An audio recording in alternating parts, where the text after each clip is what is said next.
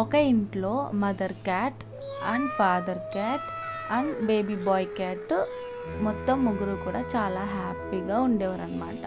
Mother cat వచ్చేసి pregnant అనమాట. ఒకరోజు బేబీ క్యాట్ పడుకుంటుంది.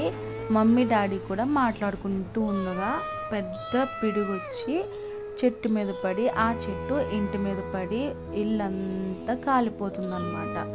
Mother cat father cat boy క్యాట్ని మర్చిపోయి మంటల్లో నుంచి బయటికి పరిగెట్టుకుని వచ్చేస్తారు. ఈలోపు ఆ మంటలన్నీ చూసి బాయ్ క్యాట్ బాగా ఏడుస్తుంది. వాళ్ళ నాన్నకి వినిపించి లోపలికి పరిగెట్టుకుని వెళ్ళి బాయ్ క్యాట్ని రక్షించి బయటికి తీసుకొస్తూ ఉంటాడు. అలా తీసుకొచ్చినప్పుడు మంటలన్నీ ఎక్కువైపోవడం వల్ల ఆ బేబీ క్యాట్ని బయటికి పంపించేసి వాళ్ళ డాడీ లోపల రావడానికి వీలు లేకుండా ఉండిపోతాడనమాట. ఆ మంటల్లో కాలిపోతాడు వాళ్ళ డాడీ. అప్పుడు ఈ బాయ్ క్యాట్ వాళ్ళ మమ్మీ దగ్గరికి వెళ్ళి బాగా ఏడుస్తాడనమాట. అయితే ఆ మమ్మీ క్యాట్ బాయ్ క్యాట్ని తీసుకుని అక్కడి నుంచి దూరంగా వెళ్ళిపోతుంది.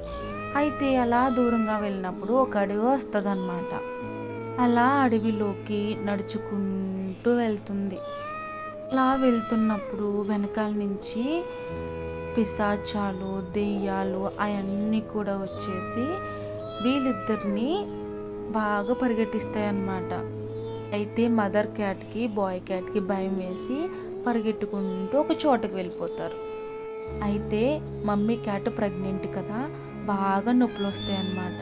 ఆ అడవిలోనే డెలివరీ అయిపోతుంది. ఒక క్యూట్ బేబీ గర్ల్ క్యాట్ పుడుతుందన్నమాట. కానీ వాళ్ళ మమ్మీ చనిపోతుంది. అయితే ఈ బాయ్ క్యాట్ బాగా ఏడుస్తుంది అన్నమాట. అక్కడే వాళ్ళ మమ్మీని సమాధి చేసేసి ఆ సమాధి దగ్గర కూర్చుని మమ్మీ అని రాసుకుని బాగా ఏడుస్తుందన్నమాట. మనం కూడా మమ్మీ డాడీ లేకపోతే ఏడుస్తాం కదా, అదేవిధంగా ఈ క్యాట్ బాగా ఏడ్చేసింది అనమాట.